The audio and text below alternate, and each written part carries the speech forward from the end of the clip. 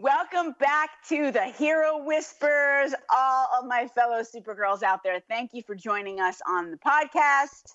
I have an amazing guest today, Miss Dale Troy, who we're going to learn more about, but she is a superhero all in her own right. She helps college women and men crush college stress, which is absolutely needed today. I'm so excited to talk to her. She's all, doing the same kind of work that we are, and there's a lot of it that people love. So we'll get to meet her and talk to her. But before that, just a little 411 about Supergirls. Me, Jeannie Marie, I'm the chief Supergirl and host of the podcast. I started Supergirls, which is a platform to inspire and empower young college women to launch from college to life and helping them with all of those tools they need to navigate the real world. And on the podcast, we get to speak to these young women. We get to meet them, hear about their stories, hear their voice, help them really get their footing ready to go, ready to launch. And time to time, I bring other people into the fold that I think could really help the community, aka Dale Troy. So that's where we are today. Before we start, I just want to say one more thing, give a little shout out to my group coaching program that we're launching in February for all of you juniors and seniors that may need a little extra love as you get ready to crush the real world. So it's going to be online, and there's going to be more about it out there on the line, in email, and also on my website and Instagram and all those good things. So keep an eye out, stay tuned. If you know anybody that would be interested, please share the love. Okay, without further ado, let us introduce Miss Dale Troy. She is a mom to 3 daughters, a former lawyer, and former headhunter for lawyers. Some people call that a recovering lawyer. She's a graduate of Yale College and Yale Law School. Following her passion for healthy living, Dale became a health coach 6 years ago. She focuses on helping students and their parents manage the stress of college. Dale believes students do not have to suffer from unmanaged stress or feel overwhelmed. She teaches students how to successfully transition to college so they are more in control and have a positive experience. Her company is called Crush College Stress. So happy to have you. Welcome to the show, Dale. Thank you so much for having me. I'm really excited to be here. It is our pleasure to hear more about this fantastic business that you created out of the ether. It is so cool that you had a vision and you made it happen. I love when people do that, especially women, because we can stand in our power and really do that. So why don't can we start there? Can we start by giving our listeners some insight into how you got this amazing idea and, how you started it? Sure. I'd love to start there. Not going too far back, but I do want to mention that when I was a headhunter for lawyers, I loved coaching people. I loved the one-on-one relationship. I loved helping them make a positive change in their life. So with that as background, when I became a health coach, I was also looking for a way to do that.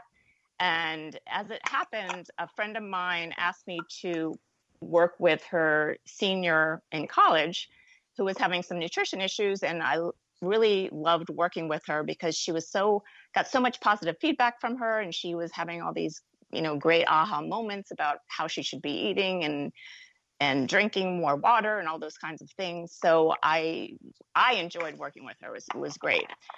And then I also saw my kids going through college and noticing how stressful it was.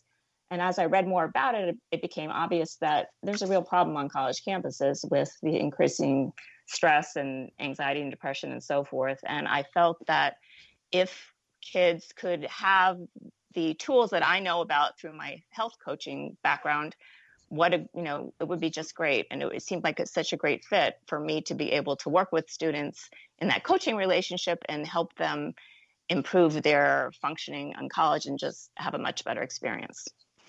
Well, thank God that you came. We should call you Saint Dale. Okay. I mean, this is what I'm saying.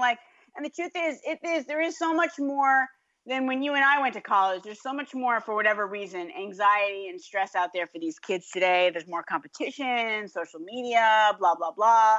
Right. But so there's more of a need for these extra resources. And from your perspective, why do you think there's so many students that, have a need for this at this point? Yeah, well, I see it as, two-pronged reason. One being that the way parents are parenting these days is they're much more involved in their kids' lives. And I mean, kids, from the simple thing as, make an appointment to see a dentist, often the parent will do that. I mean, the kids they're not learning how to function as an adult. And so then when they go to college, they have so many choices, so many, different obligations and responsibilities, and trying to like navigate all of that, they feel overwhelmed. So one thing is that they're just really not prepared to be on their own in that way. And then, as you mentioned, social media just creates this whole atmosphere of wanting to compare yourself with everyone else and not feeling good about yourself. I mean, that's really what it comes down to. It affects self-confidence and just a general belief in yourself. I mean, that is one thing that I see from the girls I work with, is the lack of self-confidence. Even though there could be, totally gorgeous inside and out, so smart, have all these great ideas about what they want to do with their lives, creative, whatever. And it's like, they just don't believe in themselves. They just don't have the confidence. And, I guess it does come from that social media and comparing and the competition and all of that. And so it's good that there's the support, people like you and I out there, helping them move forward, because they're the future. No, absolutely. Yeah. I was going to say, it's sad to me when I see that, just as you were describing it. It's sad. It makes me feel sad when I see someone who has everything going for them and they don't believe in themselves. And even my daughters I've seen that, they're not pretty enough, or they're not smart enough, or whatever. They just don't see all the positive things in themselves. They look for the negative. Yeah, I mean, because I think that's human nature. So it's good that there's people like us to reinforce. Like, we've had the experience, and we realize, it's not really helpful to focus on the negative. It just makes it worse. It's a waste of time. Yes. Yeah. So let's be more productive. And then I kind of want to go back to one thing you said about the parenting. I think that's really interesting that you mentioned that, and that you've seen that in your research, because like, I remember growing up, and my parents, they were amazing parents, don't get me wrong, but like, they maybe went to one football game. I was a cheerleader. Like they went to one game, and like now, you're right. Like, parents are over, even though now parents, usually both of them are working or whatever, and they're still so super involved. And it's interesting, the impact. Yeah, they're totally involved. I mean, a good example is that whole issue with the college admissions. I mean, the parents got so involved, and they were doing ridiculous things to get their kids into college. I mean, but that's kind of like the attitude, the general attitude. Maybe people won't go that far, but they do a lot of things. They call teachers. They, bring homework to school. They do everything to help the kids. They're called snowplow parents or helicopter parents. Oh, snowplow. I never heard that terminology. That's interesting. Snowplow means that you push everything out of the way that, that might get in their way. Like make it a smooth sailing for them. So, take all the bumps away. So, what happens with that is kids aren't resilient. They don't know what happens, when they fail. They don't, because their parents aren't allowing them to fail. They're picking up everything out of the way so that there's no failure. Yeah, and I mean, it always comes from a good place, right? I mean, it comes from their heart, and they're trying to do the right thing. But you sometimes have to let go and let God. I mean, I know I've struggled with that in my own parenting as well. Yeah, and I wasn't perfect either. I mean, when now I look back on it, and I did a lot of those same things. Bringing the ballet shoes because my daughter forgot it, or whatever it was. Right. Because I wanted to be a good mom, but all those, if you keep doing those kinds of things, they start to feel like maybe they're not capable. And, I think that's so cool that you're bringing this into the awareness, though. Like it's just more people need to talk about it and communicate. And I know you have a Facebook group that you work with some of your parents on. Can you talk about that? Like, do some of these issues come up in the Facebook group? I have two things for parents, actually. I have a basic Facebook group called College Parent Support Community. Anybody can join that. And I put articles all about different aspects of college that parents are concerned about, whether it's anxiety or, how to study for a test or how to use meditation to reduce stress or, all sorts of things. And then in addition to that, I have a small group where we do coaching online through the Zoom platform, and we meet once a week. And in that, I've heard so many stories about, all sorts of things. Actually, reminded me, there were 2 women recently who said their child didn't register for the next semester of classes. And they only found out because they didn't get a bill. So they asked their child, well, I don't understand why I haven't got my bill for the next semester. Well, the kid never registered. And then there were probably 100 excuses why that didn't happen. But, that's kind of an example of the kids aren't always on top of things. And unfortunately, we maybe kind of created that issue. And then, it's kind of a snowball effect now that the moms had to get involved and make sure they could still go to the next semester. And it's just amazing the kinds of issues that happen. I know, it's funny too. And then sometimes we don't even get the bill, right? The grades, they go right to the student. So Yes. Then there's that whole thing, and dealing with that is then more craziness. So Yes.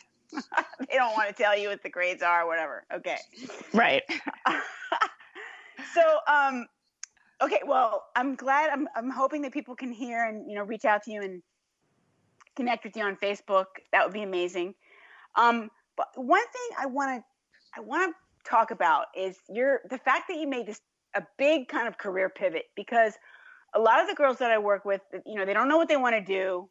They think they want to do one thing, going back to parents, parents are, kind of telling them to go in one path. They really want to do something else. But at the end of the day, it really doesn't matter as long as they get out there and just do their best and learn and grow. But, and they need to know that they can always, it's not forever. Whatever they do, it's not forever. And I think you are a great example of that. So can you talk a little bit about how you made that change? Yeah, actually, that's funny you say that, because maybe I was a bit ahead of my time. I only stayed in law for 4 years, and I kept trying. I went to 3 law firms in 4 years because I kept thinking, well, maybe it's just the law firm, maybe it's the environment. So I tried 2 big law firms, and that didn't seem right for me, and it was just too confining. I didn't like it, and then I tried a smaller firm. I didn't like that either. So then I realized, what? It's not the law firm. It's me. I need to do something else. And I tried to think about, what do I really enjoy? I enjoy working with people. I want to talk to people. I don't want to be looking at documents all day and doing research. So that's why I ended up being a headhunter for lawyers. Actually, what happened was I went to a headhunter for lawyers to just talk to them. And they were like, you know what? You're the perfect person to work here. So, and they only hired lawyers. Everybody who was a counselor there was a former lawyer. And the reason why it worked so well is that we understood what the law firm experience was like, and we could relate to the clients, and we could also relate to the partners when we were working with the partners to find the perfect, candidate. Yeah, so, for sure. Yeah. So that, I love that. I did it for 10 years. And I just loved working with people. So that I knew in my heart. But I've always had an interest in health. I had a lot of health issues growing up, and even in college as well. So I was always kind of exploring, trying to learn more about natural ways of healing and so forth. And that's why I became a health coach. So I did that when I was home with my kids. Once I had 3 daughters, 2 were twins. I knew I didn't want to work outside the home. So I found a way to do something that I liked and still be at home. And that was the health coach business.